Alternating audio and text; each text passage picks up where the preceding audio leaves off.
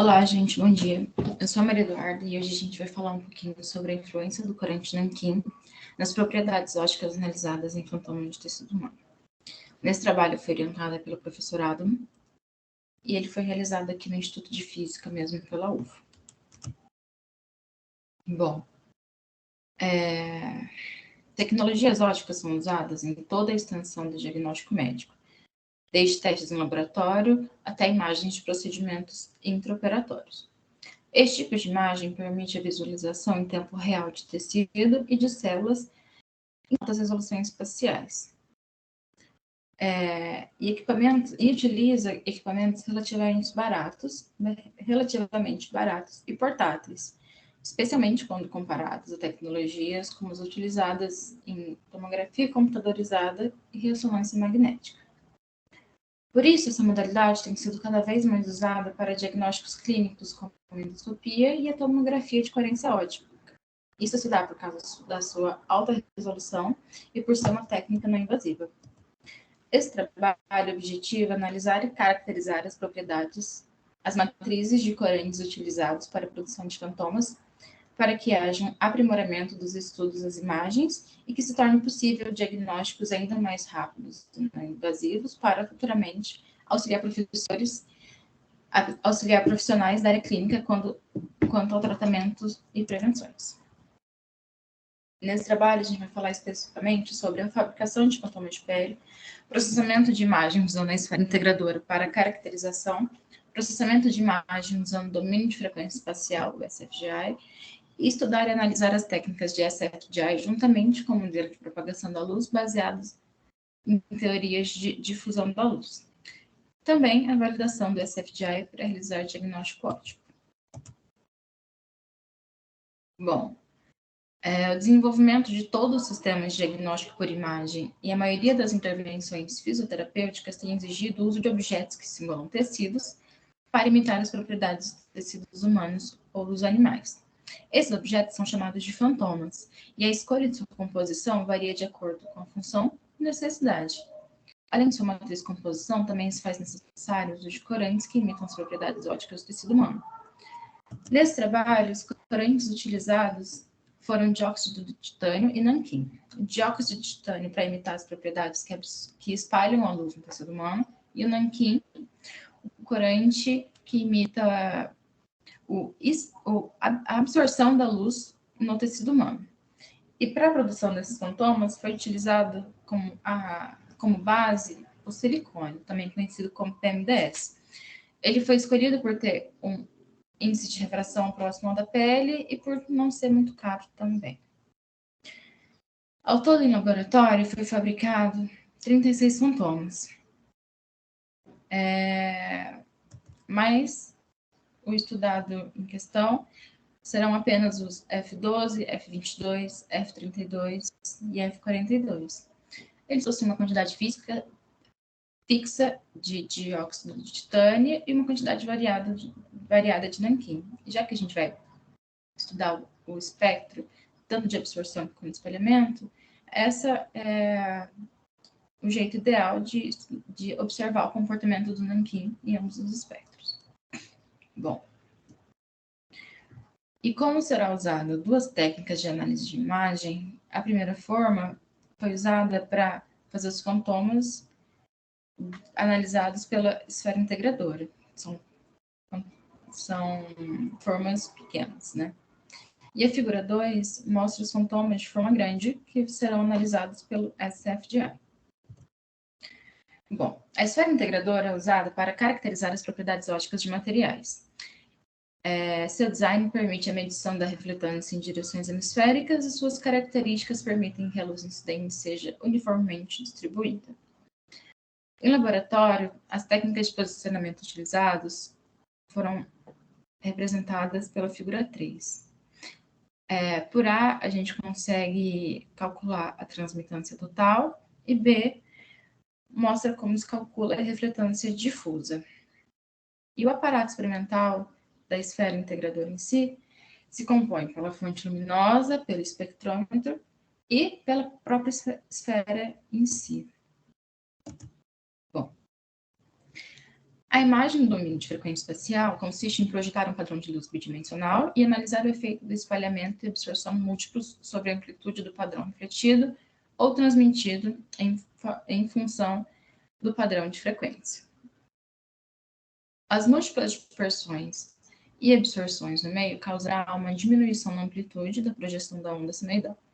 A imagem da refletância é absorvida, então capturada por uma câmera digital, como mostrado no esquema da figura 4. E, posteriormente, as imagens serão processadas. A obtenção de imagens é feita pelo software LabVIEW e processadas pelo MATLAB. Bom, a modulação da amplitude para cada pixel de imagem é calculada por um processo chamado demodulação. E esse processo está muito bem representado pela figura 5. E nesse trabalho foram usadas 5 frequências espaciais diferentes. Elas variam de 0 a 0,4 milímetros a menos 1. Bom, nas figuras 6 e 7, a gente pode observar os fantomas produzidos em laboratório. A figura 6 mostra os fantomas de forma pequena, que foram analisados pela esfera integradora, e os 7 que foram analisados pelo SFGI. Sendo esse primeiro aqui, o fantoma F12, F22, F32 e F42. Mesma coisa aqui para os fantomas de forma grande, F12, F22, F32 e F42. A gente pode observar que o fantoma F12 é o que possui maior concentração de nanquim e o F42 é o que possui menor concentração de nanquim. Nessa figura 8, a gente consegue observar o espectro do coeficiente de absorção dos fantomas. Ele se mostra muito coerente com a concentração do nanquim, já que nessa primeira linha, que é a que representada pelo F12, é a que mais absorveu, que é a que mais possui corante, e a F42 é a que menos absorveu e a que menos possui corante. Inicialmente, a variação desse espectro do coeficiente de absorção é de 0,04 milímetros a menos 1, e depois essa variação cai um pouquinho para 0,03 milímetros a menos 1. E essa figura 9, a gente consegue observar o espectro do coeficiente de espalhamento reduzido dos fantomas. E apesar dessa pequena confusãozinha aqui, a gente pode observar que ele varia de acordo com a concentração do nanquim. Ou seja, esse espectro mostra que o nanquim espalha de acordo com a sua concentração. Então, quanto mais nanquim, menos ele espalha.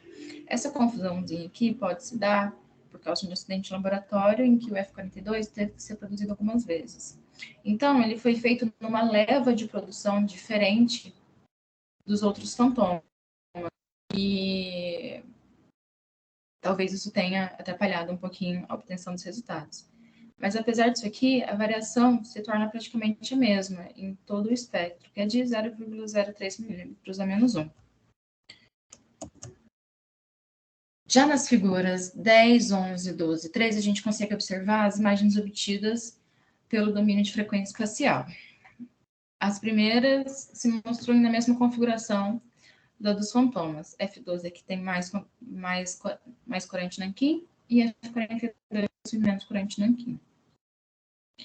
As representadas por B, por A, em todas as figuras, mostram o espectro de absorção, e as representadas por B mostram o espectro de espalhamento de cada um dos fantomas. Se a gente observar os espectros de absorção, a gente pode ver que ele está bem constante em cada um dos casos, ele tem pouquíssima variação. E se a gente observar os de B, a gente observa que o espalhamento reduzido diminui de acordo com a concentração do corante nanquim em cada um dos fantomas, com exceção do fantoma F42, que pode se atribuir ao acidente que eu comentei que houve no laboratório, em que ele foi feito numa leva diferente.